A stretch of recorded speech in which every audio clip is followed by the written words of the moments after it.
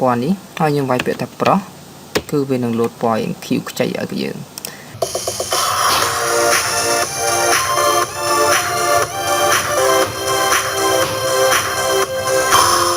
បាទសូមគោរពជំរាបសួរស្វាគមន៍អ្នកទាំងអស់គ្នាមកកាន់វីដេអូមេរៀន Excel បន្តទៀតអញ្ចឹងខ្ញុំនឹងមកបន្តមេរៀនទៀតទាក់ទងនឹងកម្មវិធី Excel បន្ថែមទៀតជូនអ្នកទាំងអស់គ្នានេះអញ្ចឹងពីវីដេអូមុនខ្ញុំបានបង្ហាញអ្នកទាំងអស់គ្នាទាក់ទងទៅនឹងការបង្កើតជា highlight ទៅលើ cell នីមួយៗទៅតាមចំនួនឆ្នាំឬក៏ចំនួនលេខដែលនៅក្នុង cell នោះអញ្ចឹងក្នុងវីដេអូនេះខ្ញុំនឹងបរៀនអ្នកទាំងអស់គ្នាទាក់ទងនឹងចំណុចនេះនៅពេលណាដែលយើងសរសេរទៅឲ្យវាលោតពណ៌ទៅតាមអក្សរនិងតាម cell ដែលយើងបានកំណត់ខ្ញុំវាយពាក្យថាស្រីអ្នកទាំងអស់គ្នាចាំមើលវានឹងលោតពណ៌នេះហើយខ្ញុំវាយពាក្យថាប្រុសគឺវានឹងលោតពណ៌ឯង Q ខ្ចីឲ្យយើងអញ្ចឹងតើយើងកំណត់បែបម៉េចនៅក្នុងនេះអញ្ចឹងយើងចូលទៅការអនុវត្តទាំងអស់គ្នាបាទដើម្បីដាក់បែបនេះបានទី1អ្នកទាំងអស់គ្នាត្រូវ select នៅលើចំណុចណាឬក៏ cell ណាមួយដែលយើងចង់ឲ្យលោតបែបនេះបន្ទាប់ពី select ហើយយើងចូលទៅកន្លែងនេះ Conditional formatting ដែលខ្ញុំបានបរៀនពីវីដេអូមុនខ្លះហើយអញ្ចឹងយើងយកពាក្យថា text and content នេះមកបាទបន្ទាប់ពីយកពាក្យនឹងហើយអ្នកទាំងអស់គ្នាសរសេរពាក្យថាអីគេស្រីអូខេបន្ទាប់ពីស្រីឥឡូវខ្ញុំវាយខ្ញុំអត់វាយស្រីទេកុំឲ្យដូចទៅនឹងឧទាហរណ៍របស់ខ្ញុំកុំឲ្យដូចទៅនឹងគំរូរបស់ខ្ញុំវាយសហ្នឹងគឺស្រីអញ្ចឹងខ្ញុំយកវាជា yellow បាទ yellow with dark yellow text បានន័យថាពេលយើងសរសេរទៅឲ្យអក្សរក៏ yellow ហើយពណ៌នៅក្នុង cell ក៏វា yellow ដែរអូខេមួយទៀតយើង select បន្តទៀតហើយវានៅជាប់ select យើងចូលទៅ conditional ដដែលហើយយើងយកកន្លែងដដែលមកបាទបន្ទាប់ពីយកកន្លែងដដែលយើងសរសេរពាក្យថា bar ហើយយើងយកពាក្យថាអីគេ green អូខេបាទអញ្ចឹងអ្នកទាំងអស់គ្នាតេស្តសាកមើលវាយស្រីអូខេវាយប្រុសស្រីប្រុសបាទអញ្ចឹងយើងត្រូវ select លើវាអញ្ចឹងខ្ញុំជឿថាអ្នកទាំងអស់គ្នាអាចតាន់ទេខ្ញុំវាយស្រីប្រុសអញ្ចឹងយើងវាយម្លង cell ក៏វានៅតែលោតដែរលោតរហូតទៅដល់ចំណុចនេះខ្ញុំវាយស្រីបាទអញ្ចឹងវាលេខនេះអូខេអ្នកឃើញអត់លោតទេបានតែយើងអត់បាន select ទេមិញណានឹងតើតើនឹងការកំណត់ពណ៌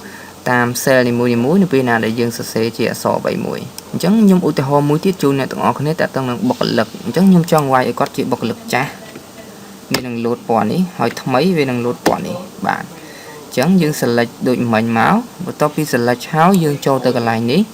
ពាក្យថា conditional formatting ហើយយើងយកកន្លែងមិញដូចគ្នាខ្ញុំធ្វើជាពីរឧទាហរណ៍ដើម្បីឲ្យអ្នកទាំងគ្នាច្បាស់អញ្ចឹងយើងវាយពាក្យថាចាស់អូខេហើយយើងយកវាពណ៌អីគេជាប្រភេទពណ៌ឥឡូវខ្ញុំចង់ឲ្យវា highlight ជាពណ៌នេះម្ដងអូខេយើង select ហើយ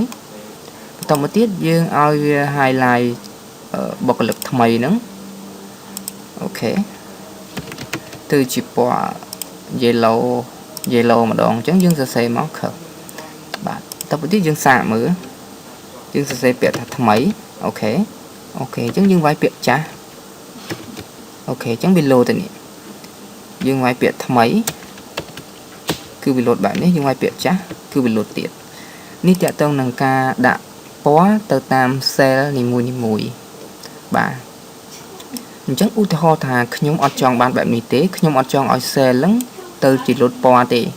តែខ្ញុំចង់បានឲ្យអក្សរនេះលោតពណ៌វិញអញ្ចឹងយើង select លើវាមកអូខេអញ្ចឹងខ្ញុំឧទាហរណ៍កន្លែងនេះមកអូខេអញ្ចឹងខ្ញុំ select កន្លែងនេះខ្ញុំ select លើវាទាំងអស់មកបន្តមកទៀតយើងចូលទៅ conditional formatting ដដែលយើងយកទៅកន្លែងដដែលអូខេអញ្ចឹងយើងវាយពាក្យចាស់បាទបន្ទាប់ពីវាយពាក្យចាស់ហើយយើងយកឡើងនេះយើងយកឡើង width ហ្នឹងប៉ុន្តែយើងយកពាក្យថាអីគេ read text ហ្នឹងបានន័យថាអក្សររបស់យើងឲ្យវាពណ៌ក្រហមអញ្ចឹងយើងយកមកអូខេបន្ទាប់មកទៀតយើងយកកន្លែងហ្នឹងដដែលហើយយើងវាយពាក្យដដែលមកយើងវាយពាក្យថាថ្មីខ្ញុំចង់ឲ្យវាលោតជាគេ read border អញ្ចឹងយើងយកពាក្យថា read border ម្ដងតើវានឹងទៅជាយ៉ាងណាអូខេអញ្ចឹងខ្ញុំវាយពាក្យថ្មីអូខេអញ្ចឹងបើន័យថា read border គឺបន្ទាត់ក្រហមមួយទៀតខ្ញុំចង់វាយពាក្យថាចាស់អូខេនេះចាស់ហ្នឹងបើន័យថា អសហ្នឹងគឺវាលោតពណ៌ក្រហមអញ្ចឹងខ្ញុំស៊ូមឲ្យមើលនេះបាទអ្នកទាំងអស់គ្នាអាចកំណត់បែបនេះបានអញ្ចឹងខ្ញុំវេពាក្យថាថ្មីគឺវាលោតបន្ទាត់ពណ៌ក្រហមហើយអសពណ៌ខ្មៅដដែលអូខេ